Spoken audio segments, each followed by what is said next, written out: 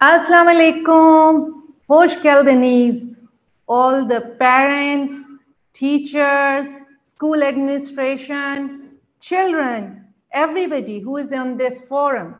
I would like to welcome you all.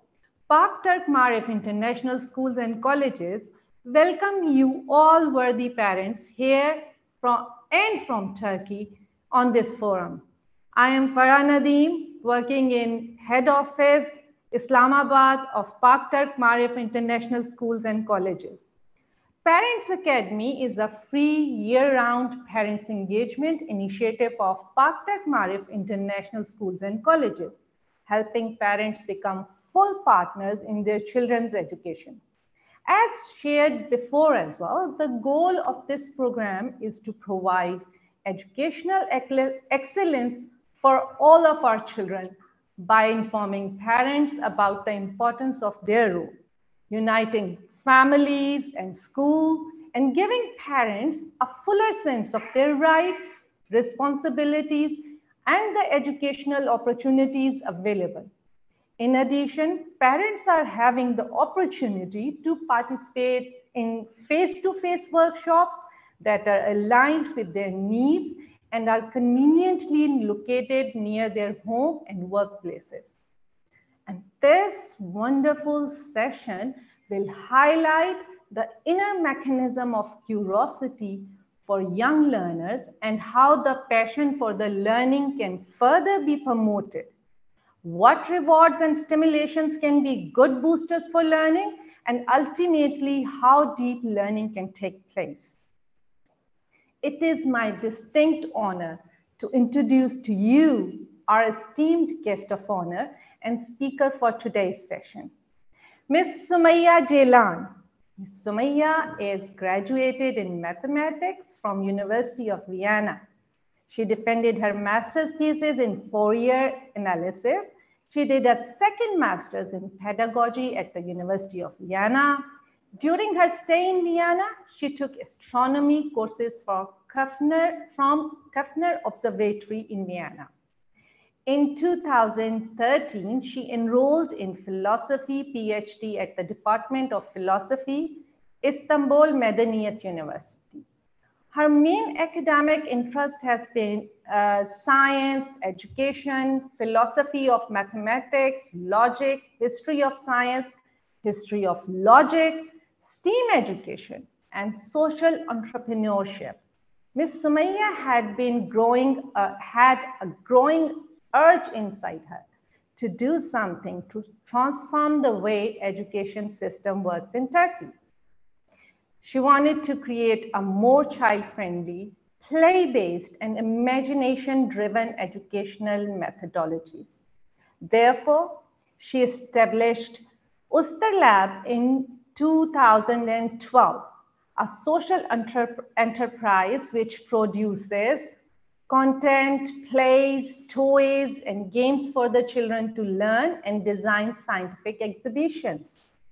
Hundreds and thousands of children received free education in the field of astronomy, ecology, biology, microbiology, mathematics, coding, robotics, art, and philosophy all over the Turkey. Sümeyye Ceylan, who works as a consultant for various educational and public institutions and private companies, also designs science centers and scientific games. Such a wonderful personality. She has such a rich background of education. So looking forward to hear her out. So Ms. Sümeyye, we are looking forward to hear you. Merhaba, have a nice day you all. Thank you for this marvelous introduction. I think I am really deserving this. Thank you for your words. Take another minute and we'll be hearing the Ms. Sümeyye. Inshallah. Yes, Ms. Sümeyye, we're waiting for you to speak up, please. I have spoken. Can you hear me now?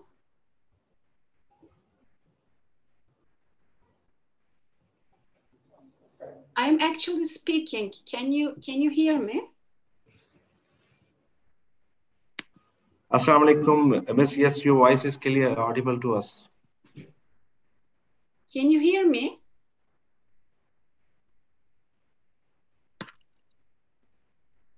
Hi. Okay, I'm sharing my screen.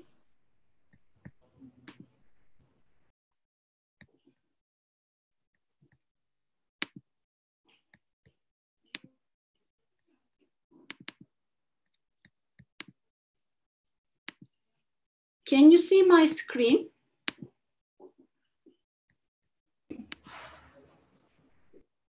I can't hear you. Can you see my screen?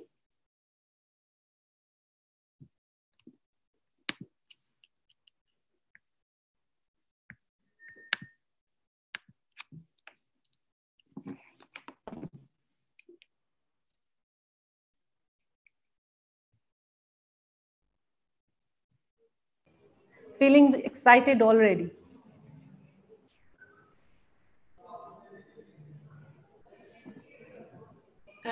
Do you hear me? We can't hear you, Ms. Sümeyye.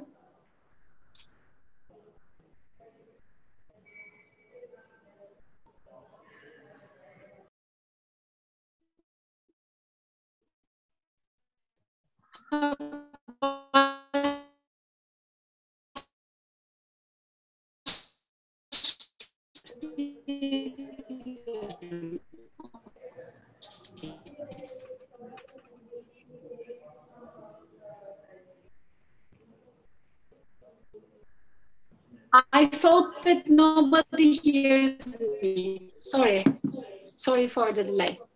Okay, I want to thank all the parents and educators of Pak Marif schools because her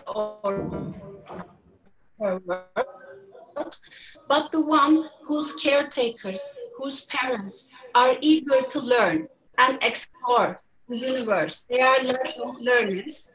So I am seeing today these parents and caretakers and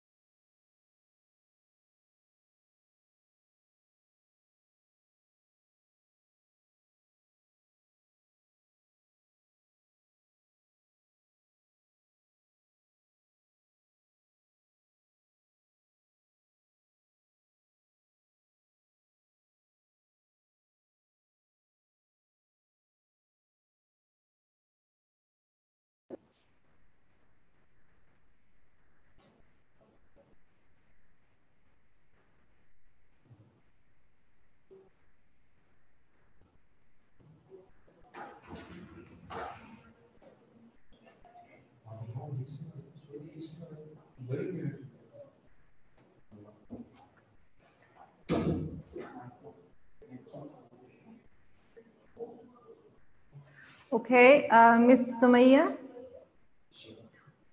Ms. Sümeyye will be is having some technical issue. We'll take another minute and she'll be back, inshallah. We'll be having little time. So you had another face-to-face session in this month as well. And I'm sure parents are thoroughly enjoying these sessions because they are giving them the opportunity to know more about their children and to improve their own children's teaching and learning process as well. Yes, we'll take a little bit more time and we'll be connecting with Ms. Sümeyye.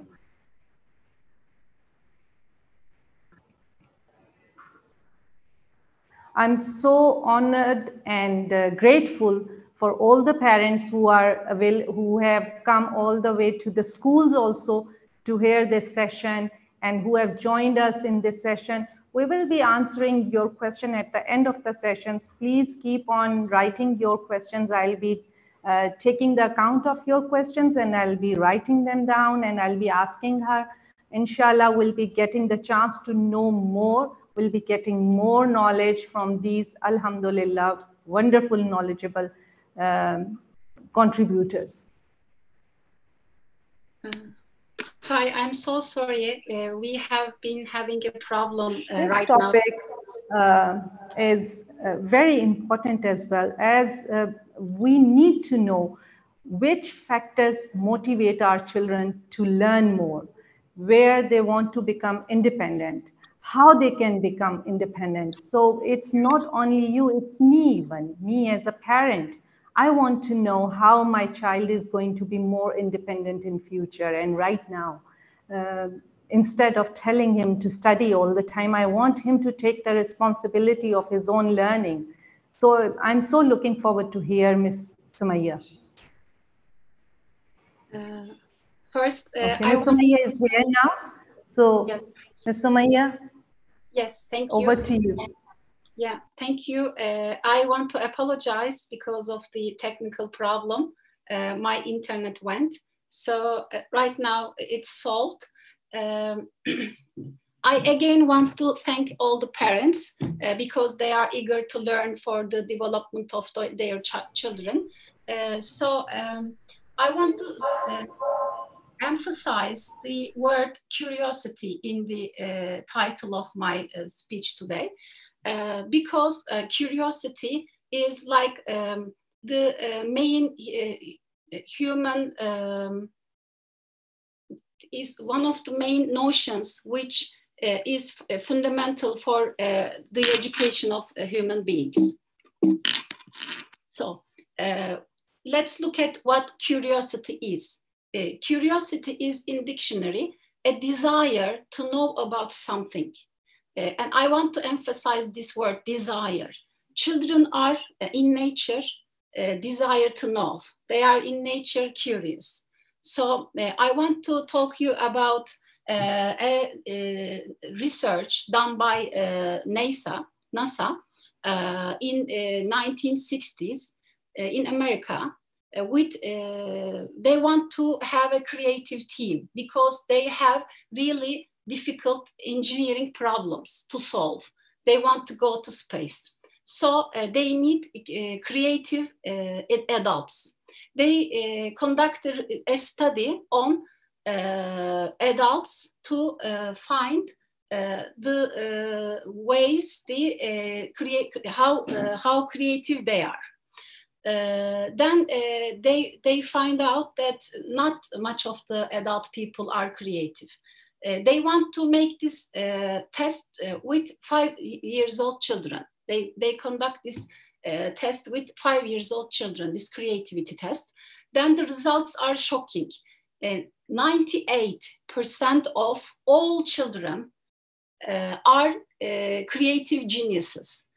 If you have 5-year-old child at your home, 98% this child has a chance to be a creative genius. So we can deduct that we all have geniuses at our homes. I have 5 and 12-year-old sons at home. So I know that they are geniuses when they are 5 years old.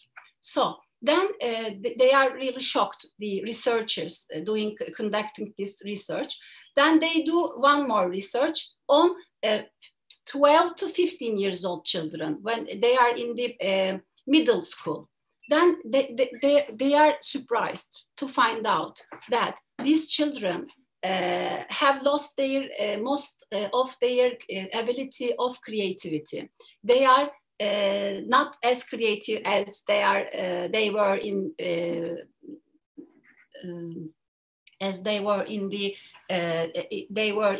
they were 5 years old. The creativity level decreased and it became 12%. So every 12 children out of 100 are creative geniuses. So if you have, for example, 10 children in your classroom or in your building, one of these children are creatively genius. But what happens when they grow up? What happens when they are 20, 25, 40 years old? The creativity rate decreased to 2%. Only 2 adults in the whole society, in 100%, is creative. So this research showed the scientists that children are born geniuses. So what should we do as parents? Not to destroy them. So this is the most important perspective, I think. We should let it go to teach something to children, because they are created so. They are created to learn. They are eager. What should we do? I will try to give you examples how we can foster, how we can cultivate this curiosity, but not kill it. And I would like to give you examples regarding science and make a comparison between curiosity and scientific thinking, because most famous scientists are described in their biography as childishly curious, behaving like a child, because they are they manage to stay to maintain this childhood curiosity. So this is really important.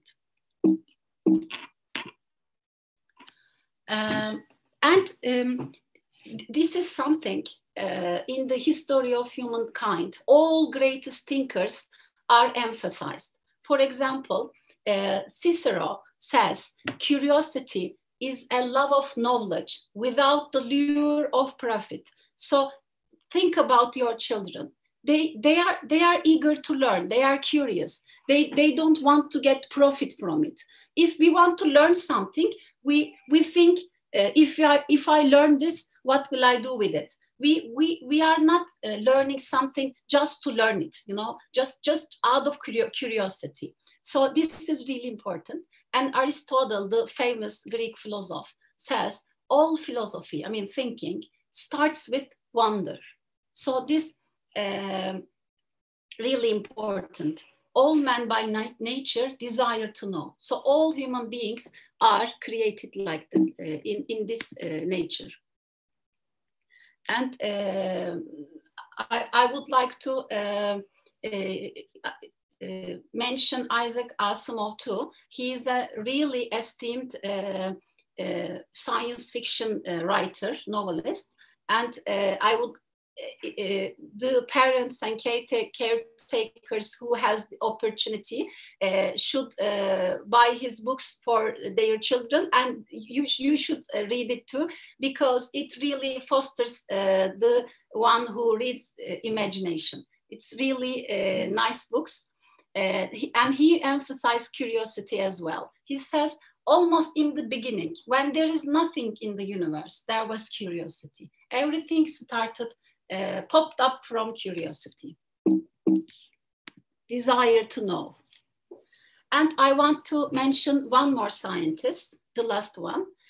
He is the founder of the scientific method. He is the first scientist in history. When you look at the history of science, it says Ibn Haytham al-Hazan, the Muslim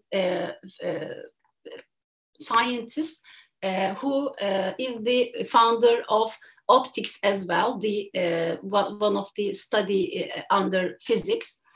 He was a curious child as well. He mentions this in his writings, and he says, the one who does science, this is the man who built the scientific method. He says, you should always question.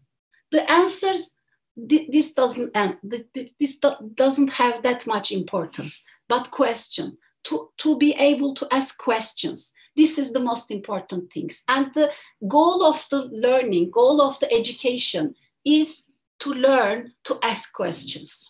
So today, our modern parents and educators, we are too much into the thinking of giving knowledge. We are in the 21st century. Knowledge is everywhere. Information, data, everywhere is full of it. But to ask the right question and to build the right thinking system, this is the problem we must deal, adults, to prepare the necessary conditions for our children. So I talked about questions. What kind of questions? So we have what questions, why questions, how questions, but which one is the right way to help our children to build questions? What questions gives you only the information? This is not the one we want. We want our children, and we as educators, and me as a mother, I want my children to be able to ask why questions, because why questions gives us the reason behind this situation we are facing with. For example, when I as an educator and as a mother walk with my children in the nature a lot. So you don't have to be you don't have to have really great background education, or you don't have to have really super scientific powers. Every adult has a life past. You can use this experience you developed coming to this age and mold it with questions and put it in front of your children. You don't have to give the answers. The children are in nature curious. They will try to find the answers. Giving answers blocks the children's ability to learn more, blocks the children's ability to foster this curiosity further. So we don't give answers all the time, not as educators and not as parents. This is not good for children. So we ask why questions. For example, we are walking in the forest, we saw a tree, and we ask why this tree has this shape leaves. So we don't say this. What is the name of this tree? This tree is pine. What did I learn? The name of the tree. What will I do with it? Nothing. But if I ask why question, why this tree has shaped, this tree has this shape leaves, then the child will start to think and will get curious. Why? Maybe sometimes they answer because it wants to get sunlight, or they give really funny answers. They say the tree wants to bite the bug, so it has this shape. You don't need to say, no, what kind of answer is this? The tree, why would a tree want to bite a bug? No, we will laugh and we will go on walking and using our senses. We as parents are not required to give all the answers. Or we may say, let's research this. Wow, I am curious. Maybe this tree bites bugs, really interesting. Maybe your child is not a scientist, but a poet or an artist, as parents, we are really concerned about the future of our children. We should let this go. I mean, they have their story. They have their way to go. So we just there to guide them, not to make the way for them, okay? They will make their way. So they will get as a really powerful adults. And how questions? For example, they said this tree has this kind of shape because it has really wide leaves, because it needs a lot of sunshine. Nice. This is a scientific child, for example. So we may ask how this tree gets the sunlight, okay? This, you don't need to give answers. You don't need to know the answers. Just ask questions why and how questions, and the child will go, will make its own path along this walk.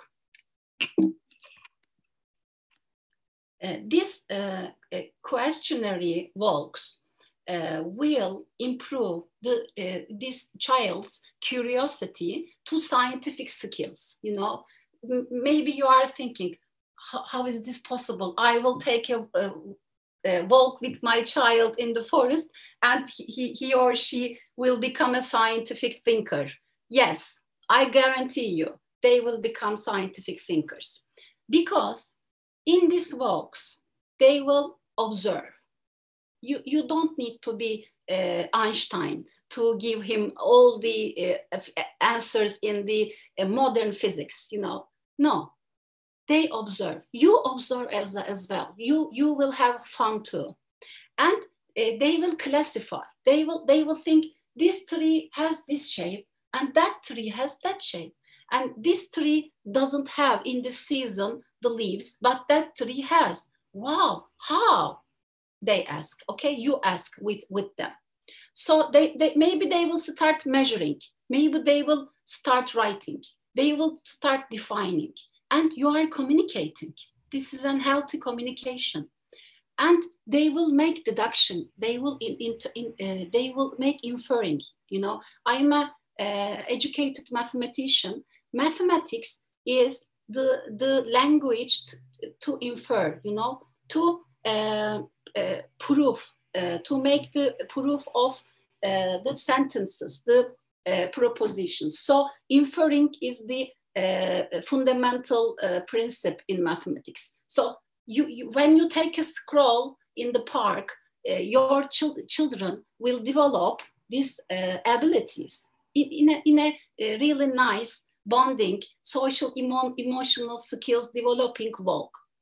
And they will make predictions, and they will, this nature is good. We feel good, ourselves good in nature. So, and when we have these dialogues along the way, they will develop positive attitude as well. And they will gain perspective, because you are an adult who has an experienced background, which doesn't have to be in education, but you have experience in life. So you will be sharing these perspectives and this experience with your children. And when you are doing this, he'll get creative. So he and she will develop these abilities of building and creative thinking character. And children are really dreamers, you know. I like this way about them too. The most famous scientists are dreamers as well. For example, I will give you 4 examples, and I will mention the most famous, one of the most famous physicists in modern history, Maxwell. He says, pure rationalist has no place here. The ones who can dream and who are curious and eager, and they manage to stay that way when they are adult too, are the ones who are building the way. We are walking on their paths. So if we have a 5-year-old at home or 12-year-old at home, we have future path makers at home, okay? Most of your children are geniuses, but not in a way you think of. I mean, you want, in Turkey, we have a really difficult university exam. Everyone is, I know that it's the same way in Pakistan, in most of the world. The parents are so anxious about if their children would score good at these exams. But the ones who scores really super in these exams, not always really successful grown-ups, you know. I didn't score the best in the exam in Turkey, but I was the best in my school, but not in the exam. But I think I managed to hold this curiosity in me when I'm adult too. So nobody told me to go and study astronomy. Nobody told me to go and study pedagogy. I did it from a desire coming inside me, you know, not my parents, not my teachers, not the educators along the way I met, but this desire coming inside me. But I was a lucky girl because my father had a really huge library at home. I was able to read a lot when I was a child. So this making a child, if you want to build something for your child, build a library at your home. It doesn't have to be the biggest library. It can be just a shelf as well, but it's a starting point. So science first appears in the mind library and mind laboratory, and mind laboratory, I think, is the most nurtured by a library. And these famous scientists, Galileo, Newton, Heisenberg, and Einstein, they all, when they are building their theory, they all started with childish questions. For example, they had think experiments, not physics. They started with thinking experiments. They ask questions. They ask how questions, why questions. And then these thought experiments are the fundamental pillars in today's modern physics. So we have really geniuses at home. How can we make this science engaging, this curiosity cultivating stuff not boring for our children? Because they are at school. They are in an environment which this is in the world, so in an environment which fosters the cognitive behaviors. You know, they want your children. They want most parents want their children to memorize stuff. You know, but we are not in such world. Memorizing something won't bring us somewhere. To make science more engaging and more child-friendly, I want to give you a perspective. What is science for me? Science is a history, you know, is a tale humans tell. For example, we say physics. What is physics? Physics is started 13.5 billion years ago. Matter, energy, atoms, time and space emerge in an event we scientists today called Big Bang. And this is the story of fundamental features of our universe. The story of atoms is physics. We shouldn't make this just equations, you know. Physics is not just equations. The greatest physicians didn't look at that way. So they look at it in a child perspective.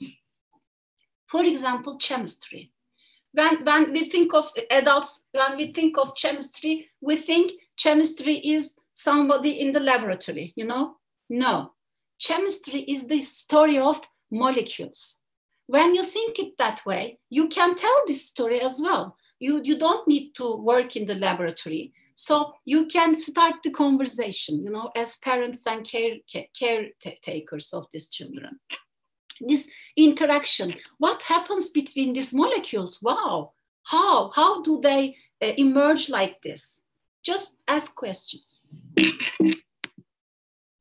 And biology, another science. This started 3.8 billion years ago. The Earth is created on the planet. We live in this planet.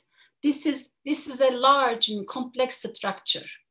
And in this planet, there is organisms. These organisms formed life.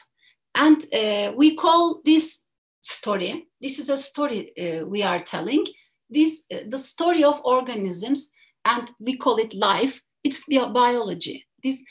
Our children learns in biology lessons this story. The teachers tells this story. You can tell this story as well. You are biological creatures as well. So you can start conversations with yourself, with your surroundings, with the living organisms around you. You don't need to give information, just to spark the conversation. That's enough.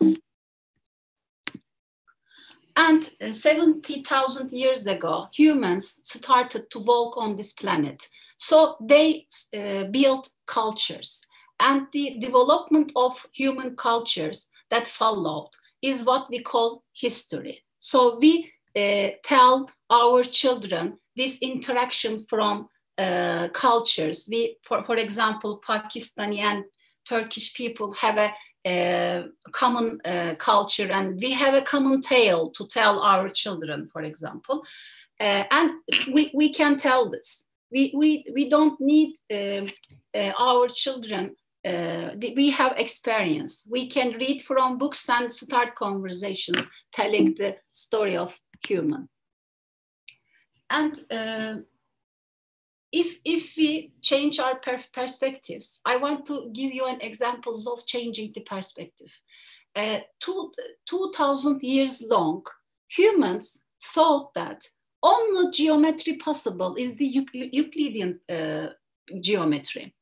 I mean, you know, a square plus b square is equal c square, something like this. But then in 16th century, one astronomer studied the knowledge of the Muslim scientists along the way, because Muslims were really influential in astronomy back then. NASA was in Eastern lands, you know, the observatories in the Indian subcontinent and in the Turkish mainland and in the Eastern, in Baghdad and Samarkand, so on. They were really where the science emerged, you know, they were the scientific centers of the world. So Western thinkers made Eastern journeys. So they learned this astronomical and these scientific developments. And when they went back to Europe, they said, wow, I mean, we are living in a closed universe, you know, this man. We put our head under a blanket and we don't see the universe. So they learned this, and they they called this enlightenment, you know. They say dark ages, where our ages were really bright, you know. We were not living in dark ages. We were as Muslims and Eastern civilizations, the China and India and Indian subcontinent and the Turkish civilizations, everybody were living in really enlightened lands, you know, in scientific way. So they learned this, and we look at ourselves right now, modern people, modern Eastern civilizations, we look at ourselves from from Western perspective. We should let it go. No, we should look ourselves, our family, our cities, our history from having power from our past, and question it and learn from it, you know, having the good side and make it develop it, the good side, and learn from the mistakes and correct it, you know. This is the true way. We should have this perspective, and we should give this to our children as well. They should be really confident children. They shouldn't be sorry to be an Easterner child, you know. They should be proud of themselves, their history and their geography, and they love their past and their history and their geography and ecology. That is really important to raise a confident child. So, do we know what the world will look like in 2050? I don't know. But I know something. Our children will be adults in 2015. We know what they will need. I don't know what the world will look like, but we are lucky. We know what they will need. They will need to have these abilities. This is really important. They need to know to have focus. This is a digital age, and our children are lost in digital universes. We as parents should help them cultivate this curiosity, but not not lost themselves in the digital world, but foster their attention and focus. And I think as parents, the nature laboratory is the free of charge. You don't need to pay anything to walk in the nature, to be in the nature. So it helps you and your children to focus. And we want to learn, we want to be good listeners. God gave us 2 ears, but 1 mouth. We should be good listeners. And we listen well and we speak well as well. We need to learn to express our own thoughts and emotions to other people, our surroundings. What a better way to learn it in the at home. So when your child come home from the school, you can start a nice conversation.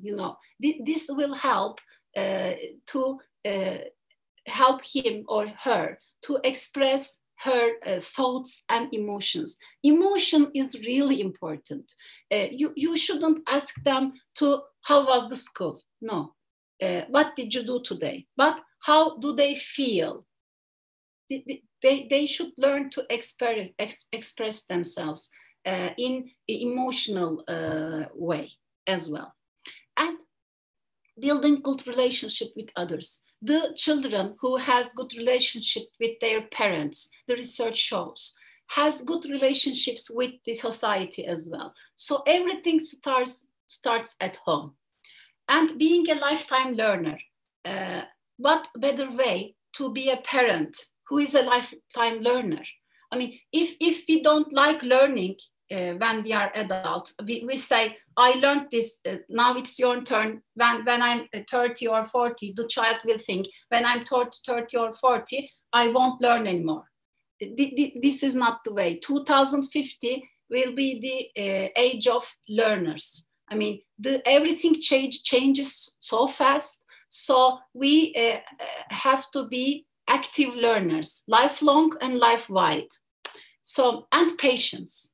Our children, mine as well, they are not patient. They want everything to be in when they say it. So we need to help them with love to be patient as well. And perseverance. So the ones who are patient and they maintain the ability of perseverance, they are building the future.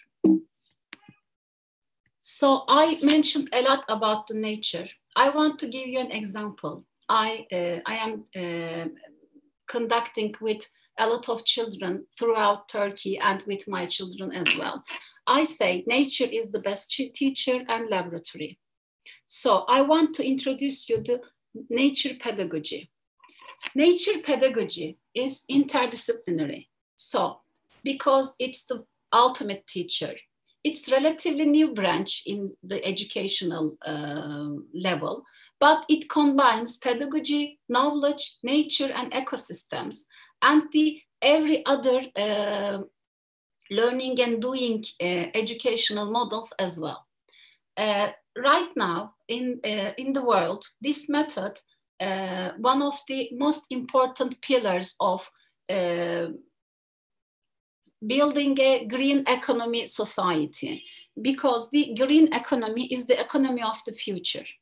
So I know that Pakistan has a really great ecosystem. So we should help our children to know their geography. I mean, they can't learn this only in the school. We shouldn't expect this from school. we should take part to make the necessary conditions for our children to explore. So, nature pedagogy promotes human-environment relationships. We have this Western look of the world, you know, the capitalist look. Everything is for us. Everything is for profit. No, the world is not for profit. I think the one health is important, the health of the planet and the health of the human. If planet is healthy, we are healthy. So our children should make peace with the planet, because we failed in that. The grown-ups of today, we failed. So this sustainable development is really important for the future of the human societies. And in this pedagogy, it's active and collaborative. It has active and collaborative training methods and approaches. So maybe you are thinking, how will I do this? I don't have an education in nature pedagogy. You don't need to. I'm talking this from the start of my speech. You just take your children's hands. Maybe if you have some little gadgets, some journals or paints, and start walking and ask questions. That's enough. And tell them that nature is not for us, but we should live with harmony in these natures, and they are our fellow creatures. These other creatures are our neighbors, so we can learn from them. We can observe them, but we don't harm them. So here you see two children. They are observing this bug and they let it go. You know, they don't kill it. They just observe it, draw it, and let it go. So they have fun. Maybe the creature is a little bit afraid, but no harm done, you know. And to do that, I may suggest you to buy your child a science journal. And maybe you can keep one journal as well, because it's a tool to look at the world around you with a new perspective. Drawing in nature diary does more than taking a photograph. You know, today we are living in the age of Instagram. Everybody is taking a photograph somewhere and post it on social media. You know, the drawing and writing skills fosters a lot of skills of our children. So the children and we adults as well, we internalize the knowledge and reproduce it in our journal, you know. But if we take just the picture, we don't internalize anything. The deep learning is not happening, you know. If you want to deep learning, the learning which stays, you know, the learning which sticks with you, becomes your character. You have to write, draw, listen. You have to do something. Clicking a button is not doing something, you know. So it's important. For example, they can collect something, they can take notes, they can draw. I met a child in a session of this nature walks.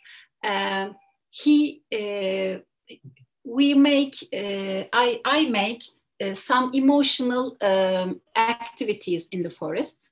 I bring some bands to cover their eyes, you know, and then I want them to listen, because we have 5 senses, but we only use 1 or 2, you know. We don't use all our senses. The human brain gathers information with 5 senses, so we should use all of them to learn. But we don't use them very often, some senses. For example, we think we listen, but we don't deep listening. We don't listen deep, you know, deeply. So if you close your eyes and really close your mouth, stay in silence, then listen. Then you realize that normally you don't listen. So we do this in first. And I want children to express their feelings and thoughts after that. You may do this activity with your children whenever you are in forest. This is an easy activity. So this child I mentioned listened, and when he opened his eyes, he said, wow, the pixels of the forest is very high. You know, he never saw his surroundings in this way. So our children living in the world of Minecraft and metaverse, so they don't need much that. They learn this robotic and everything at school, but at home, I think we should foster their social, emotional, and thinking skills. And holding a nature journal is one of the best ways. So maybe you are thinking, how will my child profit with this? I made a curriculum classification of nature diary. What will help this diary to my child? I mean, making drawings and writings. I mean, how would he or she learn? Maybe you are thinking. They will have skills in natural scientists. They will observe, identify, measure, compare, classify. They will, maybe your child is a social scientist, you know, and maybe he or she will start the health of the environment, will make the communities and start to research about history. And these walks and these activities, climbing a tree, jumping on a mud or in a puddle, this is physical education. I mean, we make everything harder for ourselves. We don't need to make life hard, you know. Keeping a nature diary helps the one who keeps it develop artistic skills, math skills, expression skills. This is very important. One child, in a nature walk, one of the children wrote a poem to a bug we discovered. You know, she wrote a poem. Everybody was writing scientific stuff, but she wrote a poem. I mean, I said, you are a poet. I mean, she doesn't have to be. Everybody doesn't has to be a scientist, you know, to have a successful grown up life. She is artist.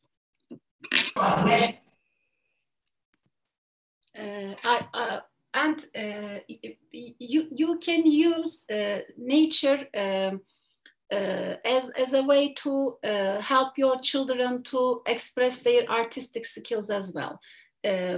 These children, the children who draw this, they didn't have any artistic education. They just make a walk and draw this. They choose plants they want to draw, and they did this. This activity, it really helps foster the children's a lot of abilities. I want to ask, I don't know if we can do this, but I talk about a lot about perspective. So I want, this is Vezir Khan Mosque. I want to ask you, maybe some of the organizers can tell me the answers. I want you to think, how many years, when you look at this, how many years can you look back? How many years do you see in this building? Can you write me, or can the organizers tell me the answers in the chat? Is it possible? Can we do this? Or maybe in YouTube, people can write. I think I can look back 20 years back. 20 years, okay. I am 45 right now, and maybe 20, 30 years I can look back. Okay. What are the other answers? Are there other answers? Michael.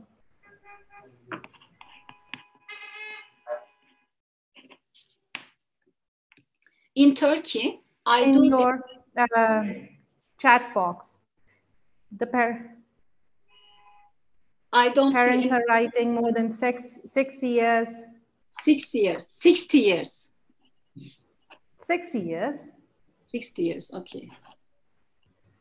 This building Here is one Mrs. Nadia. She said 50 years. 50 years, okay. You know, Ms. Bushra Shah, she says 600 years. 600 years, okay. She's right. This building is built in 17th century. So it's more than 4,400 years old, this building. But, oh, wow. Yeah, but in Turkey, I do this experiment with famous city walls, Byzantine city walls, you know, they are more than 2,000 years old. So most of the answers are, you know, the conqueror Mehmet of Ottoman Empire, the conqueror Mehmet conquered these city walls. So most of them says 6,000 years because 6,000 years ago Ottomans conquered Istanbul. So, but nobody says 13.6 billion years.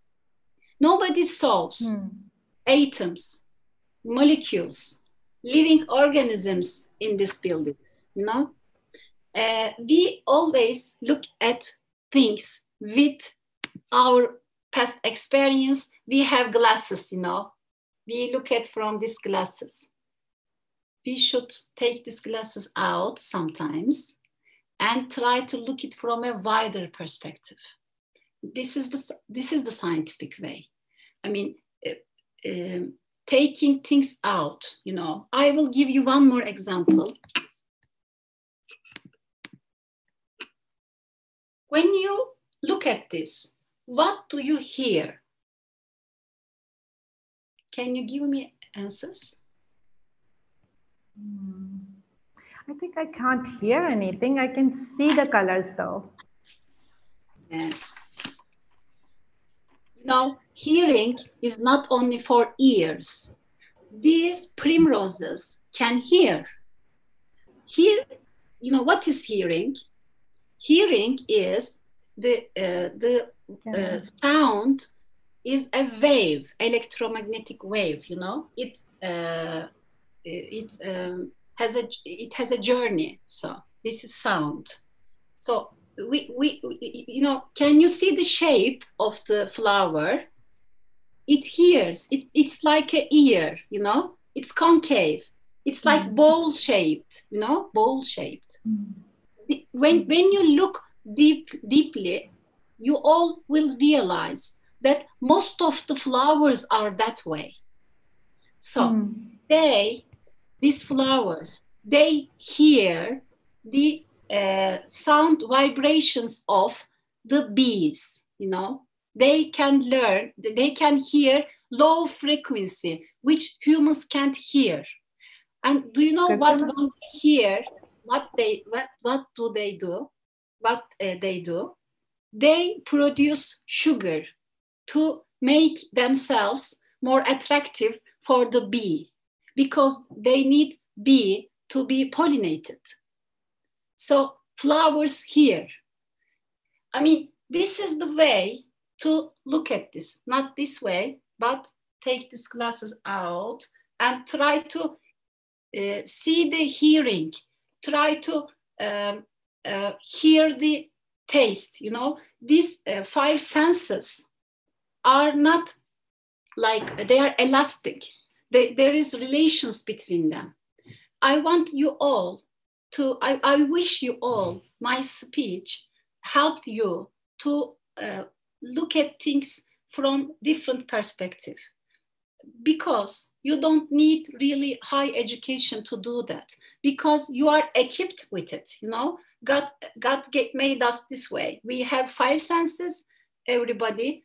some of us don't have one or two senses. Maybe I can't see, but I can hear. Maybe I can't hear, but I can see. I can taste. I can touch. You know, I have the necessary tools to get information, and I have necessary tool to deduct and make meaningful things from this knowledge. I have brain and I have heart.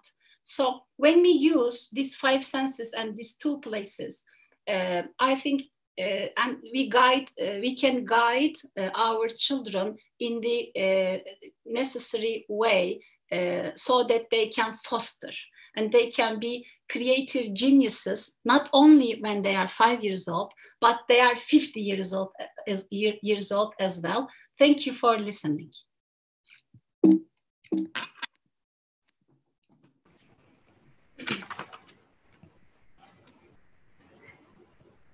Thank you, Ms. Sümeyye, but we have certain questions for you as well. The parents have been asking during the whole session.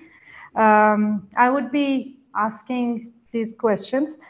There is one parent who said, my child showed interest in science studies till the grade of 5.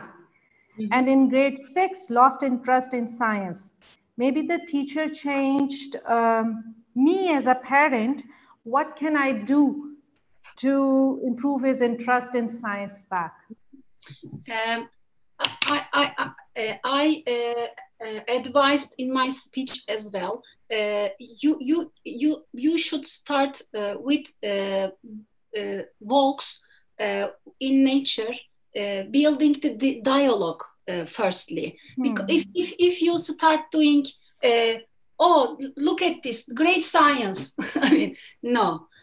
Because maybe he lost his this touch. He lost his touch with his childhood ambition. You know, first we need to establish it again, softly, gently, with love. Not putting a science book under his or her nose. Okay, this is bad. But starting conversation, doing stuff he or she loves. And starting scientific conversation, little, okay? Then when he or she is there, we should be, what did I say? The most important skill, one of the most important skill is patient. So we should be patient as well, not just our children. I mean, children see, children do. So we should be patient, we should give it a time, and dialogue is a two-way, you know, speech, not just from our side. I mean, we shouldn't send data to our children and want him or her to give feedback. You know, this is not a dialogue. I mean, he or she should express freely himself or herself too. There is a similar question from another parent, but this parent is an early years child parent. She says that her child seems very smart and intelligent. She asks lots of questions. She meets other people very smartly, and she knows how to conversate with the people. But when it comes to the academics, like identifying the numbers or letters, she is not willing to go towards this side. So is it normal, or she should be given some time, or what? I mean, I don't know the situation deeply, but I can give a common answer to all the parents whose children are really smart. I mean, it's not just your children. As I mentioned, in the creativity research, every 5 years old child in the world is genius. Okay, this research says that. So it's not just your child. Every child is that way. But some children are they resist to learn in a way we want them to learn. So I had such child as a mother.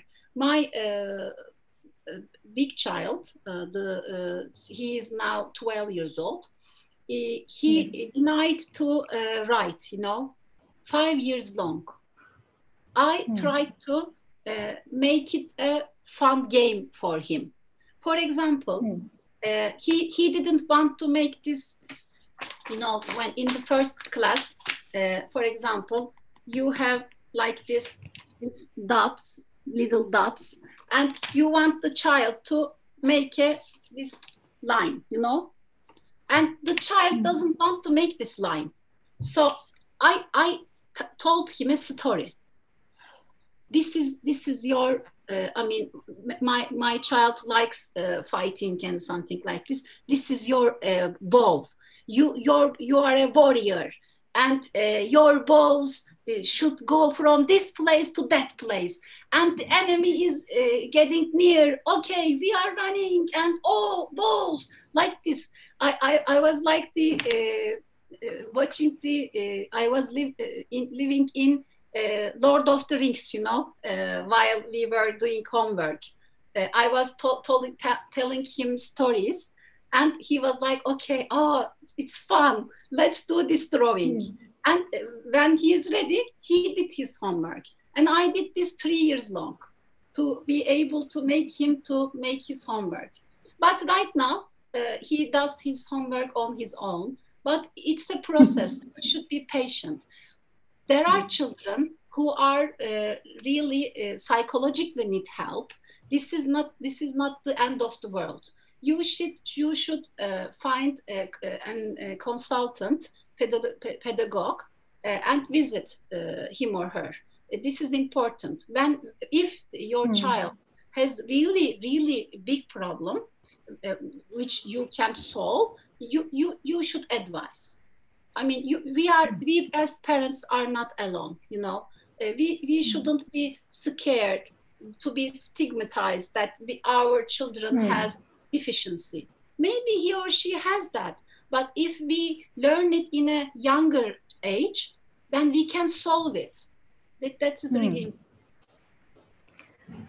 Okay, there is another parent who wants to know that by looking at you and listening to you, he thinks that mathematics is very important, and he is asking you that should that parent be guiding or gearing his child towards mathematics, and how should he do that? I'm a mathematician, but I never taught my child mathematics. He learns it at school, but I did with him activities, you know. It's not like I bought test books and you should do this test. No. But when we are making the conversation, and when I feel that he is curious and eager, I'm not putting the information under his nose, you know, learn this. No. When he's ready, learning is a process, you know. It's not like maybe I like math, maybe he likes social sciences, you know. He will foster his creativity in artistic way. I don't know. I shouldn't damage his process, you know, putting my agenda to my children. This is not a healthy way to raise a child.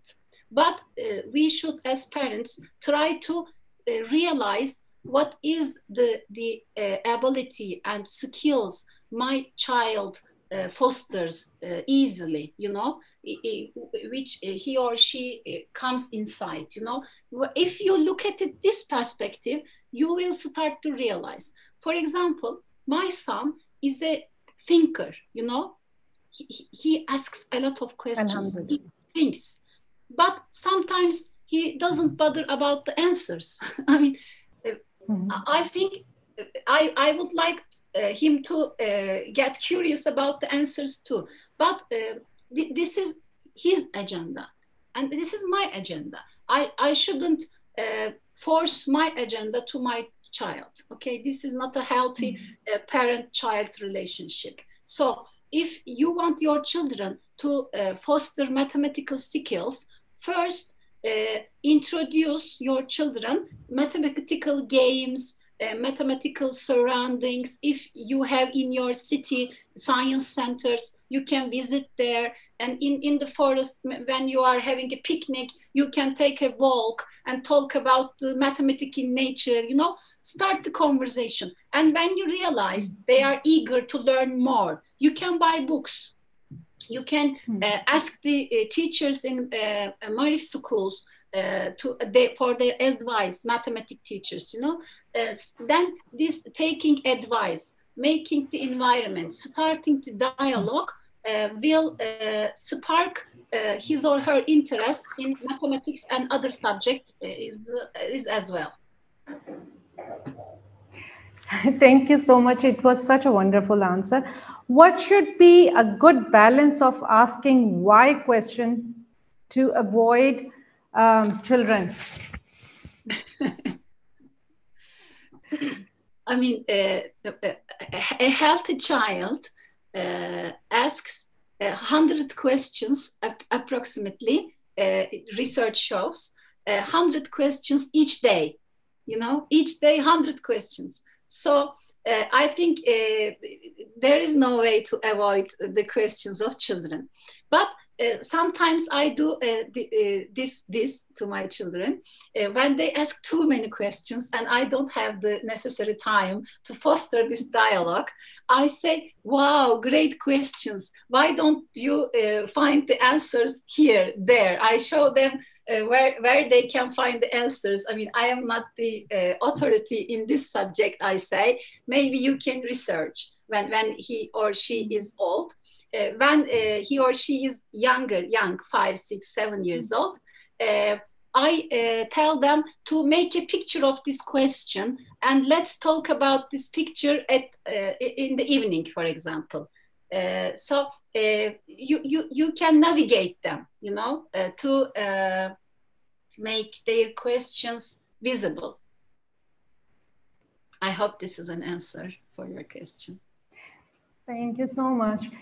There is another question from my side that whenever we are having a conversation with my own kids, they tend to tell me that they can find the answers from Google. Does it kill their curiosity or what? They can find what answers in Google? Like if we are having some discussion on some science or anything, they would always say, we don't need this discussion. We can go to Google and we can find the answer. I don't know whether they do it or not. Yes. But does it kill the curiosity, this Google thing, and or it does? It actually motivates them. I think thinking like this, this is a way to stop the conversation, you know.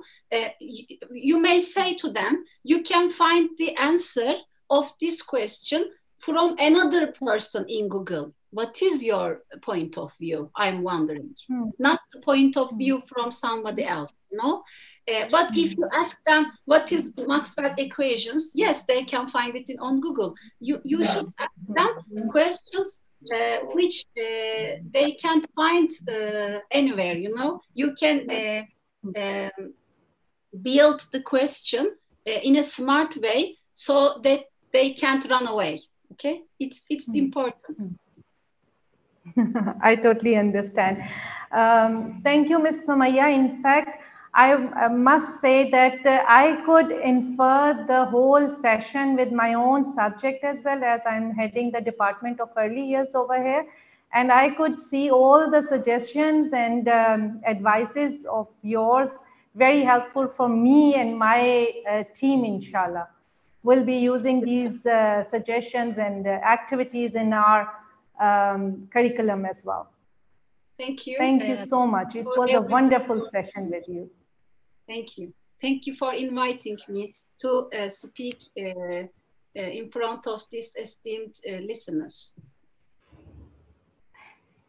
Thank you. And I would advise all the parents to kindly subscribe to our channel, the Pak-Turk Marif International Schools and Colleges on YouTube and all rest of the media.